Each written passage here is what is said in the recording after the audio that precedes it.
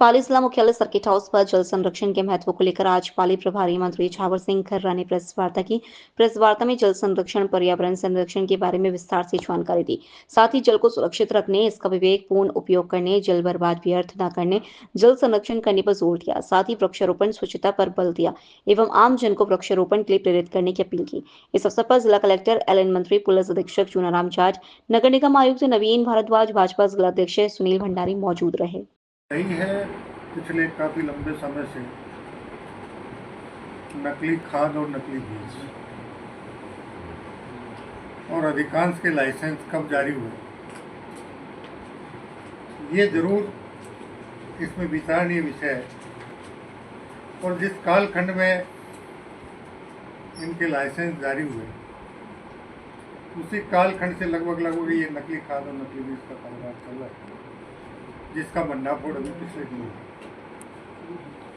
ये बड़ा दुर्भाग्यपूर्ण स्थिति है कि खाद और बीज, किसान तो आर्थिक नुकसान झेलेगा, भूमि बंजर होगी उसको भी झेलेगा, लेकिन इसमें राष्ट्र का कितना नुकसान हो रहा है। सर, आप कहते हैं कि आप खुद किसान फैमिली, देखिए सरकार का फेल्योर है या अधिकारी काम नहीं कर रहे? देखो, आप इसको किसी भी रूप में ले सकते हो। अधिकारियों की पूछता हूँ मैं। बता रहा हूँ, आज़ादी के तुरंत बाद जिस प्रकार का वातावरण इस राष्ट्र में बनना चाहिए, वो वातावरण नहीं बन पाया। आज़ादी का एक दशक पहले तक विदेशी का बहिष्कार करो, असहयोग आंदोलन चले, फिर बीच में खिलाफत आंदोलन और बहुत से दूसरे आंदोलन हो गए। विरोध में सरकारी संपत्ति को नुकसान करो, और आज़ादी के 78 साल बाद भी, आज सुबह में मैंने ये निवेदन किया था जो उपस्थित थे, अधिकांश लोगों की मानसिकता में आज भी ये परिवर्तन नहीं है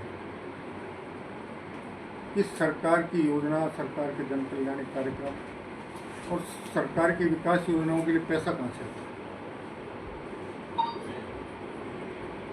गरीब से गरीब आदमी का भी उसमें चाहे बहुत लघु हिस्सा होगा, लेकिन उसके भी खून पसीने की मेहनत की कमाई का हिस्सा उसमें शामिल होता है। एक भिखारी पूरे दिन भीख मांगता है, लेकिन अगर वो बीड़ी पीता है और एक दिन में एक बीड़ी का बंडल एक माचिस में फूकता है, 20-25 रुपये का बंडल आता है। एक्साइज ड्यूटी और जीएसटी 60% से ज़्यादा एक बंडल, तो उसका भी 12-15 रुपया रोज का भारत सरकार और राजस्थान सरकार के खजाने में हिस्सेदारी चली गई। अब वही पैसा तो अरबों खरबों में बन के वापस आता है, और उसके प्रति आज भी अधिकांश लोगों की मानसिकता ये है कि कार्यक्रम है, सरकार की जन कल्याण की योजना है, सरकार का विकास काम है, बनता है तो ठीक है, बिगड़ता है तो ठीक है नहीं।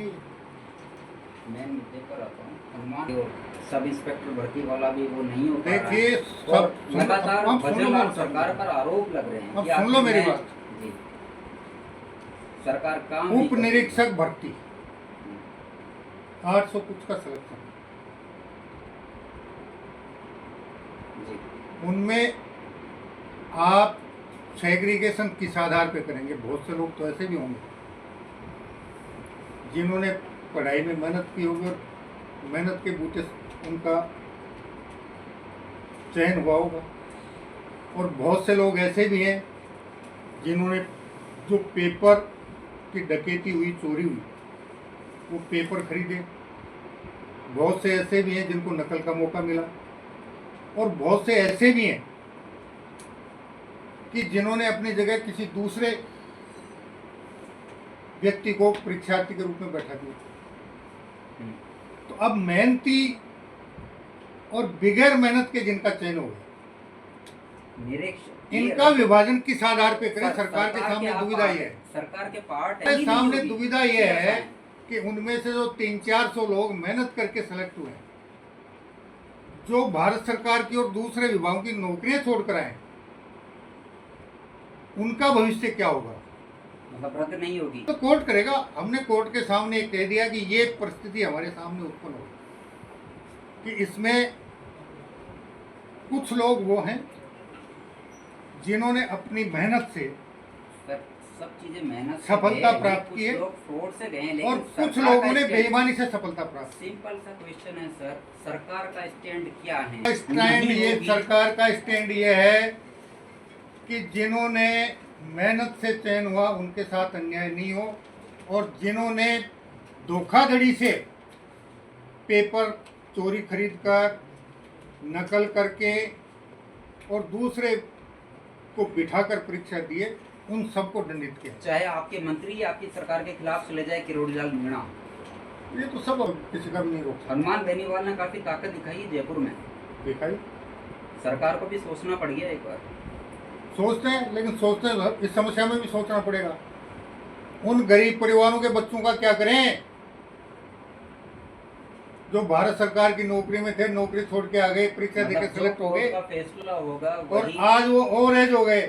कोर्ट के फैसले पर ही आपकी सरकार चलेगी, लेकिन सरकार खुद अपने स्तर पे कोई डिसीजन नहीं सरकार ने अपना पक्ष लेगी। जी माननीय राजस्थान उच्च न्यायालय के समक्ष रख दिया।